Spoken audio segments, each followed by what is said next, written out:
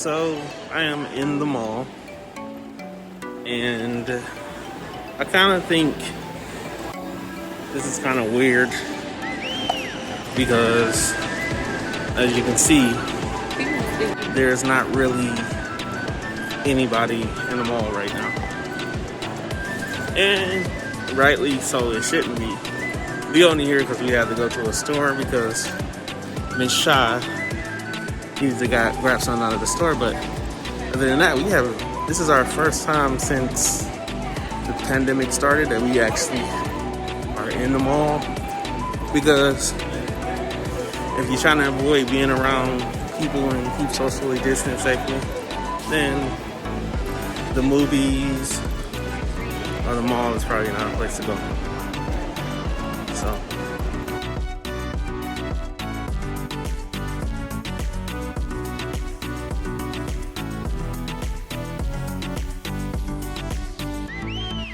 a good question to ask you: when you go into the mall normally, when it's not in these conditions, what are some of your favorite places to shop? Because normally what I've been doing is I've been trying to order things online, trying to stay away from people. But today, because we need to go in, like when you try and clothes out, I don't like trying to order them online unless I know my exact size. So,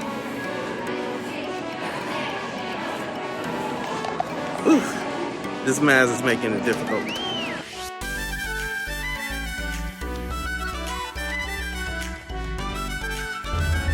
I'm gonna tell you, this mask is really good, but it's so uncomfortable. I am so tired of wearing it. We was only in the mall for like 15 minutes. So I could just imagine the people that have to work in the mall and they gotta keep this on for like what, 6 to 8 hours? And yeah.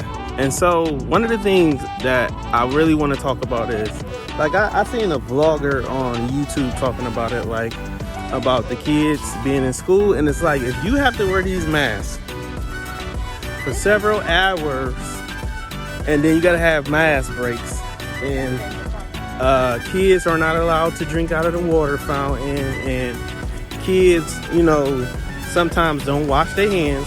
Matter of fact, it's some staff members I know that don't wash their hands. Why would you want to risk your child dealing with that? And maybe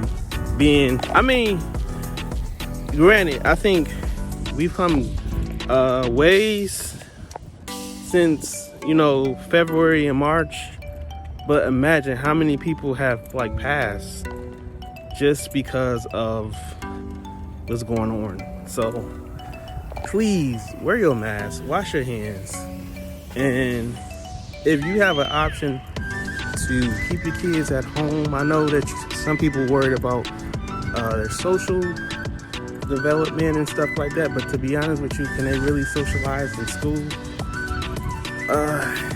They can't, because they're not allowed to be within 6 feet of somebody. So what is the point?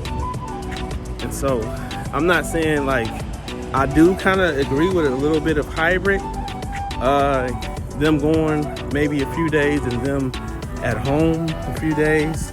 And I know it's really hard for a lot of people, because it's not that you depend on them to go to school, but a lot of us work, and them being in school is the safest place for them to be, and you ain't got to worry about them eating. You ain't got to worry about them being in danger, because they have responsible people who watching them every single day and teaching them. So I kind of am a little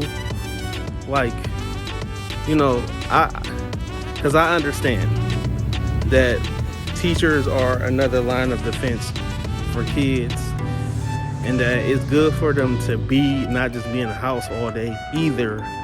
But I don't know what's the correct way. I know moving forward, probably we'll have a better answer, but for right now, keep your kids, if you can, keep them at home. I would just say keep them at home. And for all you people thinking that it's a hoax, it's not. I've had people in my family pass away from it, My wife have had people in her family pass away from it, and it's many of the people that I've known. It's not a joke. It's sad when you have to FaceTime your loved one for the last moments because you can't go into the hospital.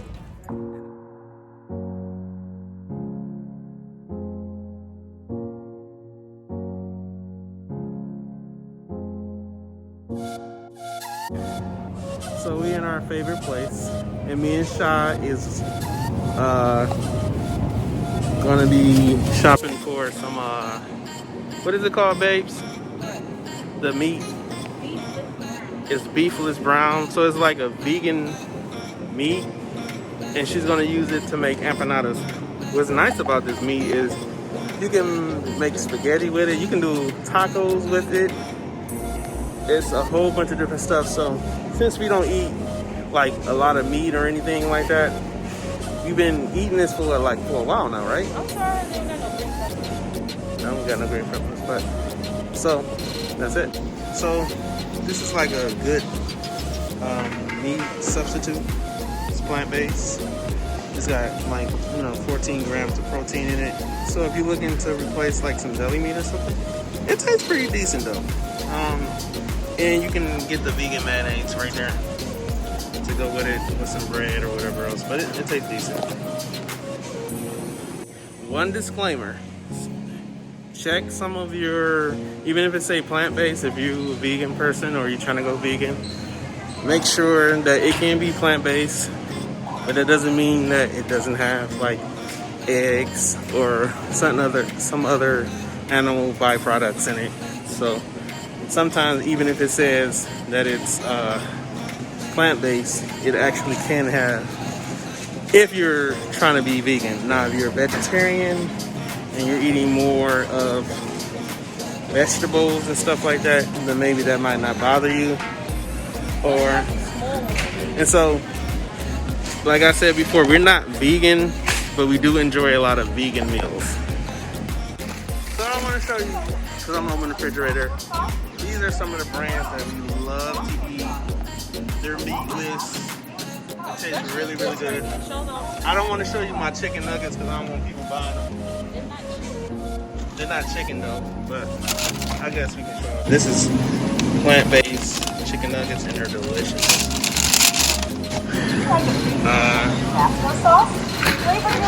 A lot of people like Morning Star stuff, so check it out.